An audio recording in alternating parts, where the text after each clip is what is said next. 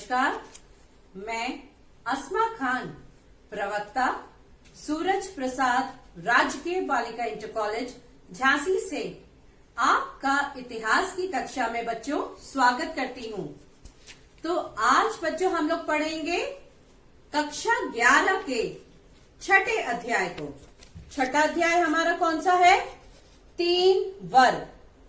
आज बच्चों हम लोग पढ़ने जा रहे हैं इसके पहले भाग को। इसके पूर्व वाले अध्याय 5 में हमने यायावर साम्राज्य के बारे में पढ़ा था, जिसमें हमने मंगोलों के सामाजिक एवं राजनीतिक जीवन की पृष्ठभूमि के बारे में पढ़ा।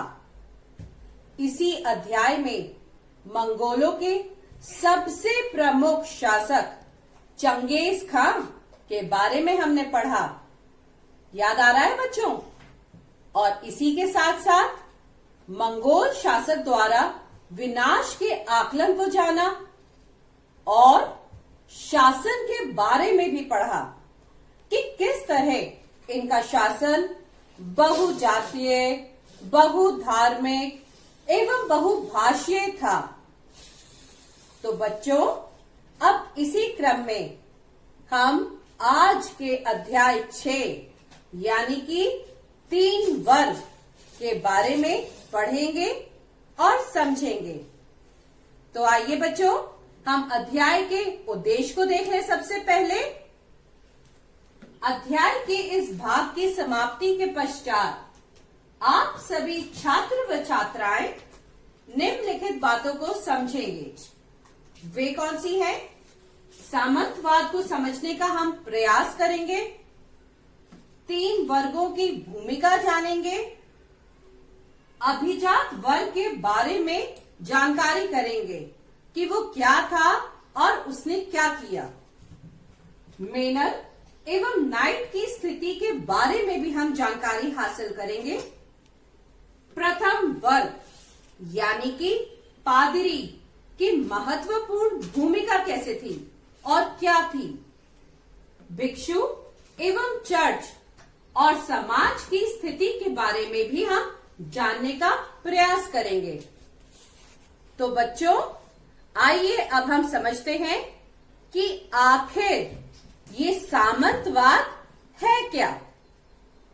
तो बच्चों, सामंतवाद एक विशेष तरह की शासन प्रणाली थी जो कि मध्यकाल में यूरोप में पनपी थी।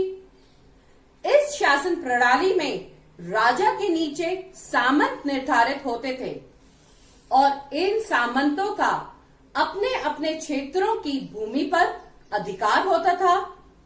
साथ ही सभी सामंतों की कुल भूमि को मिलाकर राज्य बनता था, जिस पर उसका कानूनी अधिकार होता था।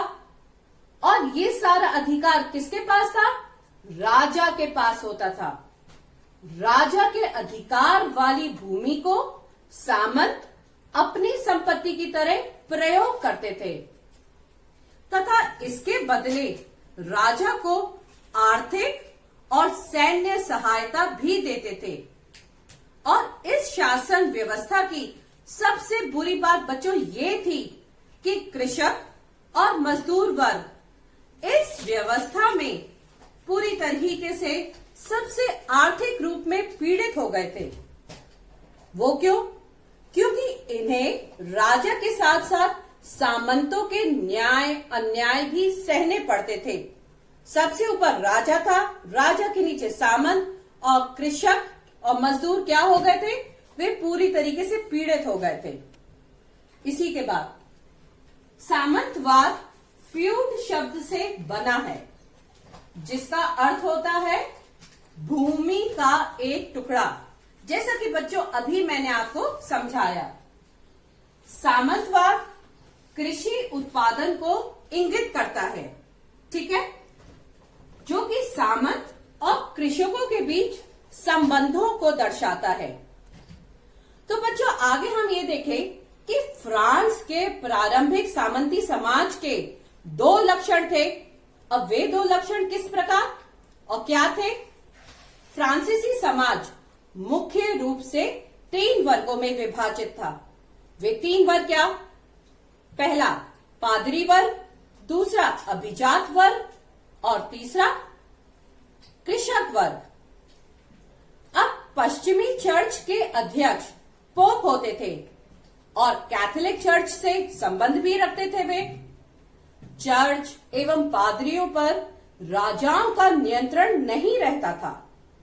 जो अभिजात वर्ग था वो राजाओं पर निर्भर रहता था, किंतु जो तृतीय वर्ग थी उसकी स्थिति अत्यंत दयनीय हो गई थी। जो कृषक अपने खेतों के साथ साथ लॉर्ड के खेतों पर भी काम करते थे। कृषक लॉर्ड को श्रम सेवा प्रदान करते थे और बदले में वे उन्हें सैनिक सुरक्षा देते थे। तो बच्चों, संसार में सबसे पहले या सर्वप्रथम सामंतवाद का उदय फ्रांस में हुआ।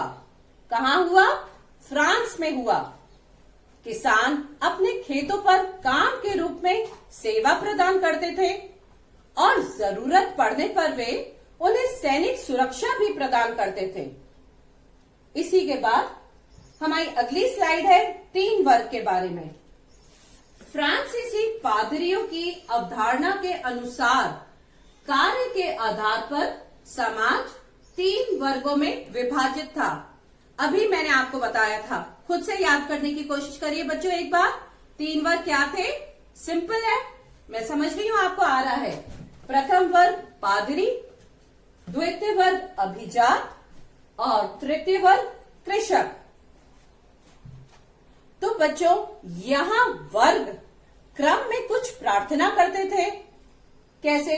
पादरी वर्ग हो गया जो प्रार्थना करते थे, दूसरे लड़ते थे एवं शेष अन्य कार्य करते थे। और इस तरह समाज मुख्य रूप से 3 वर्गों में विभाजित हो गया था। तो बच्चों, अभी आपने जाना 3 वर्गों के बारे में। 3 वर्ग, पादरी वर्ग, अभिजात वर्ग और कृषक वर्ग। अब ये 3 वर्गों में विभाजित हुए क्यों? ये इसलिए हुए, वैसलेज प्रथा के कारण हुए। वैसलेज प्रथा। अब इन 3 वर्गों में पादरियों ने स्वयं को प्रथम वर्ग में रखा, अभिजात को दूसरे वर्ग में रखा, परंतु वास्तव में सामाजिक प्रक्रिया में अभिजात वर्ग की महत्वपूर्ण भूमिका थी। ऐसा भूमि पर उनके नियंत्रण के कारण हुआ। तो ये आपको समझ में आया, वैसलेज प्रथा के कारण हुआ। अब फ्रांस के शासकों का लोगों से जुड़ाव एक प्रथा के कारण था, जिसे हम कैसे समझते हैं? वैसलेज प्रथा के रूप में समझते हैं। और ये प्रथा जर्मन मूल के लोगों, जिसमें फ्रैंक लोग भी थे, और एक समान रूप से ये विद्यमान थी। बड़े भूमि स्वामी और अभिजात वर्ग राजा के अधीन होते थे, जबकि कृषक भूस्वामियों के अधीन होते थे। अभिजात वर्ग राजा को अपना स्वामी, सेन्योर या लॉर्ड मान लेते थे। अब क्या था कि वे आपस में वचनबद्ध होते थे। सेन्योर या लॉर्ड। अब लॉर्ड एक ऐसे शब्द से निकला जिसका क्या अर्थ था बच्चों? रोटी देने वाला। और सेन्योर क्या मतलब? दास या वैसल की रक्षा करता था। तो ये आप समझिए बच्चों। इन संबंधों में व्यापक रीति रिवाजों और शपथों का विनिमय शामिल था। अब जो चर्च में बाइबल की शपथ लेकर की जाती थी, इस समारोह में दास को उस भूमि के प्रतीक के रूप में देखा जा सकता था, जो कि उसके मालिक द्वारा एक लिखित अधिकार पत्र के रूप में दिया जाता था। तो इसके आगे बच्चों हम देखें अभिजात वर्ग। अभिजात वर्ग क्या? अभिजात वर्ग को कुछ विशेष अधिकार प्राप्त थे। अब अभिजात वर्ग के विशेष अधिकार किस प्रकार थे बच्चों? संपत्ति पर पूर्ण अधिकार था उनका, वे अपनी सैन्य क्षमता को बढ़ा सकते थे, उनका स्वयं का न्यायालय लगा सकते थे वे, साथ ही वे अपनी मुद्रा भी प्रचलित कर सकते थे। वे अपनी भूमि पर बसे सभी व्यक्तियों के मालिक थे। वे विस्तृत क्षेत्रों के भी स्वामी थे। अब जिसमें उनके घर, उनके निजी खेत, जोत व चारागाह और उनके आसामी कृषक माने कि टेनेंट या जो फार्मर होते थे ना, पीजेंट जिसे कहते थे, वे घर और खेत होते थे। उनका घर मेनर कहलाता था। ये शब्द जो मेनर है बच्चों हम लोग विस्तृत रूप में अगली स्लाइड में पढ़ेंगे। तो उनका घर मेनर कहलाता था। उनकी व्यक्तिगत भूमि कृषकों द्वारा जोती जाती थी, जिनको आवश्यकता पड़ने पर युद्ध के समय में पैदल सैनिकों के रूप में कार्य करना पड़ता था और साथ ही साथ अपने खेतों पर भी वे काम करना पड़ता था। तो ऐसे आप समझे कि वे दो तरीके से काम में आते थे। इसी के साथ जैसा कि अभी मैंने आपको जो शब्द बताया था मेनर, उसको हम समझे मेनर की जागीर। लॉर्ड का अपना मेनर भवन होता था। मेनर अपने घरों की संख्या कम से कम 12 और अधिक से अधिक 60 होती थी। अब बच्चों, ये प्रतिदिन के उपभोग की प्रत्येक वस्तु जागीर पर मिलती थी। अब ये थोड़ा सा आप ये पिक्चर जो मैंने रखी है स्लाइड के पास, ये देखिए, इसी में ये बीच में मेनर का घर होता था। इसी के आसपास में चर्च या जिसे गिरजाघर कहते हैं हम, वो होता था, फोर्ट होता था, तालाब होता था। ये सारे आसपास के उसके क्षेत्र आप देख सकते हैं। अब अनाज खेतों में उगाए जाते थे। लोहार और बढ़ई औजारों की देखभाल और मरम्मत भी करते थे, जबकि राजमिस्त्री उनकी इमारतों की देखभाल करते थे। औरतें क्या करती थी? औरतें वस्त्र काटती थीं, बुनती थीं, और बच्चे क्या करते थे? बच्चे लॉर्ड की मदिरा संपत्ति में कार्य करते थे। अब इनकी जागीरों में बड़े बड़े जंगल होते थे, जहां लॉर्ड क्या करेंगे? शिकार करते थे।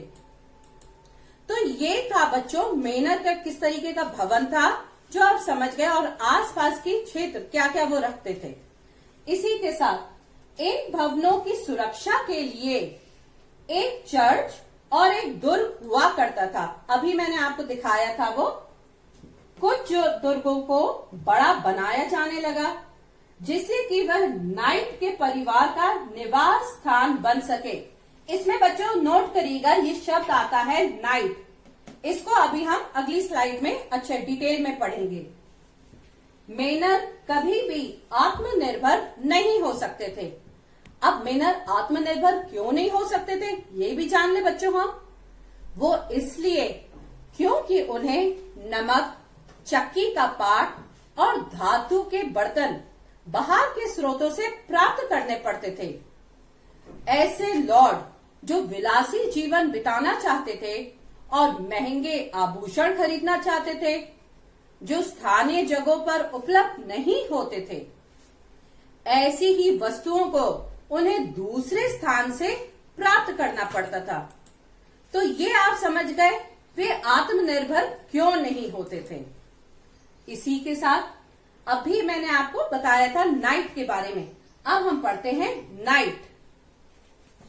स्थानीय युद्ध होते हुए तो एक नए वर्ग को बढ़ावा मिला, जिसे क्या कहा गया? नाइट कहा गया। वे लॉर्ड से उसी प्रकार संबद्ध थे जिस प्रकार लॉर्ड राजा से था। समझ गए? लॉर्ड राजा से था और नाइट लॉर्ड से था।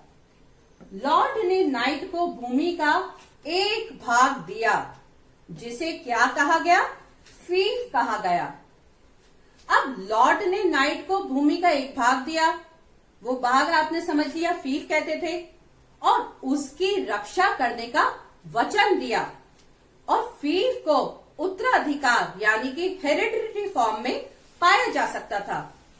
ये 1000 से 2000 एकड़ या उससे अधिक में फैली हुई हो सकती थी, जिसमें कौन रहता था? नाइट और उसके परिवार के लिए एक पंचक्की और मदिरा, ये सारी चीजें संपीडक, मदिरा संपीडक जिसे कहते हैं, के अतिरिक्त उसके व उसके परिवार के लिए घर, चर्च और उस पर निर्भर व्यक्तियों के रहने की व्यवस्था शामिल थी।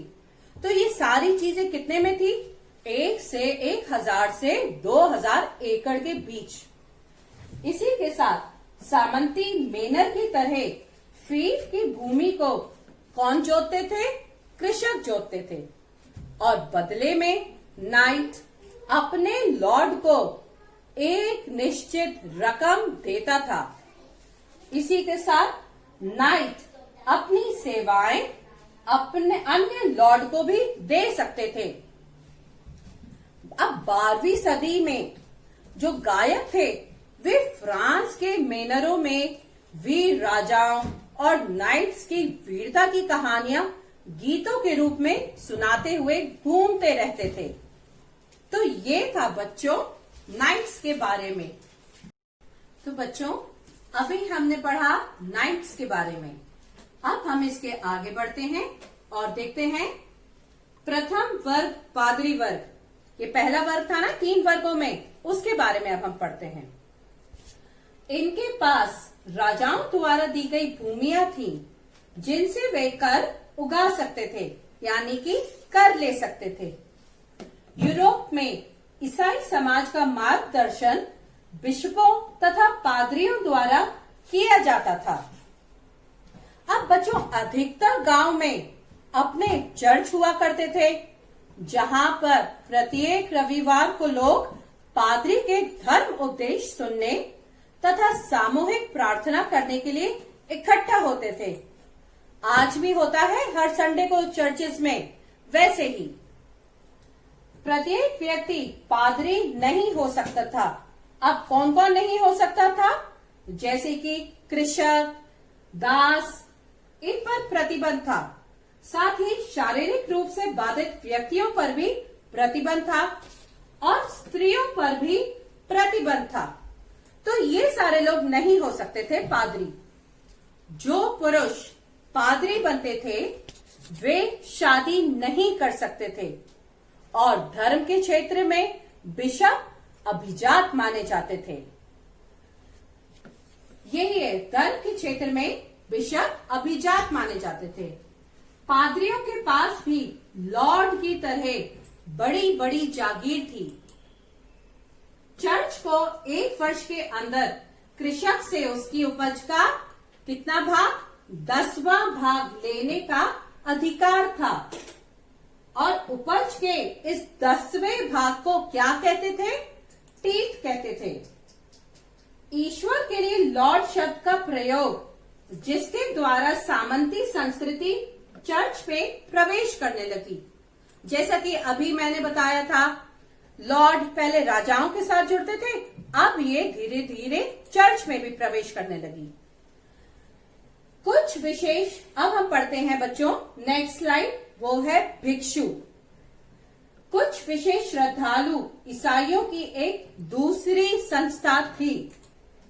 अब अत्यधिक धार्मिक व्यक्ति जो पादरियों के विपरीत थे, ये बहुत ही ऑर्थोडॉक्स थे बच्चों।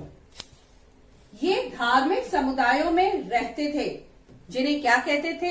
एबी या मॉनेस्ट्री मठ कहते थे। मॉनेस्ट्री शब्द, ये शब्द मॉनेस्ट्री, ये ग्रीक शब्द है बच्चों, जिसका अर्थ क्या था? एकांत में रहना। अब मॉनेस्ट्री मठ, 2 तरीके के मठ के बारे में हम थोड़ा सा जान ले। सेंट बेनेडिक्ट मठ और क्लोनी मठ। अब बेनेडिक्ट मठों में भिक्षुओं के लिए एक हस्तलिखित पुस्तक होती थी, जिसमें नियमों के 73 अध्याय थे और इसका पालन भिक्षुओं द्वारा कई सदियों तक किया जाता था। इसमें कुछ नियम इस तरह थे। अब नियम कैसे? जैसे कि भिक्षुओं को बोलने की आज्ञा कभी कभी दी जानी चाहिए। विनम्रता का अर्थ आज्ञा पालन, भिक्षु को निजी संपत्तियां नहीं रखना चाहिए इत्यादि। ये कुछ इस प्रकार के नियमों का उल्लेख इसमें मिलता था जो मठ में रहने वाले भिक्षुओं के लिए थे। अब हम देखें, भिक्षु अपना सारा जीवन एबी में रहने और प्रार्थना करने में व्यतीत करते थे। पादरी कार्य के विपरीत भिक्षु की जिंदगी पुरुष और स्त्रियां दोनों ही अपना सकते थे। जैसा पादरी में स्त्रियां नहीं अपना सकती थी, परंतु भिक्षु में स्त्रियां अपना सकती थी। ऐसे पुरुषों को मॉन्क और स्त्रियों को क्या कहते थे? नन कहा जाता था। इन समुदायों ने कला के विकास में भी योगदान दिया और भिक्षुओं के कुछ समूह जिन्हें फ्रायर कहते थे, उन्होंने मठों में न रहने का निर्णय लिया। तो बच्चों, अब हम पढ़ते हैं चर्च और समाज के बारे में। चमत्कार यानी कि लोगों से जुड़े चमत्कार और रीति रिवाजों से विश्वास का जुड़ा होना। क्रिसमस और ईस्टर कैलेंडर की महत्वपूर्ण तिथियां बन गए थे। अब 25 दिसंबर को मनाए जाने वाले ईसा मसीह के जन्मदिन ने एक पुराने पूर्व रोमन त्योहार का स्थान ले लिया था बच्चों। इस तिथि को गणना सौर पंचांग यानी कि सौर पंचांग क्या, सोलर कैलेंडर के आधार पर की गई थी। ईस्टर ईसा मसीह के शूल रोपण और उनके पुनर्जीवित होने का प्रतीक था, परंतु उसकी तिथि निश्चित नहीं थी क्योंकि इसने चंद्र पंचांग पर आधारित एक प्राचीन त्योहार का स्थान लिया था जो लंबी सदी के बाद बसंत के आगमन का स्वागत करने के लिए मनाया जाता था। अब बच्चों, परंपरा रूप से उस दिन प्रत्येक गांव के व्यक्ति अपनी भूमि का दौरा करते थे और बाद के आने वाले काल में उसे पैरिश यानी कि एक पादरी की देखरेख में आने वाला क्षेत्र कहने लगे। अब बच्चों, तीर्थ यात्रा ईसाइयों के जीवन का एक महत्वपूर्ण हिस्सा था। इसी दौरान बहुत से लोग समाधियों या बड़े बड़े गिरजाघरों की लंबी यात्राओं पर जाते थे। अब हम बच्चों पढ़ते हैं तीसरा वर्ग, किसान, स्वतंत्र और बंधक के बारे में। ये वर्ग ऊपर के दो वर्गों का भरण पोषण करता था।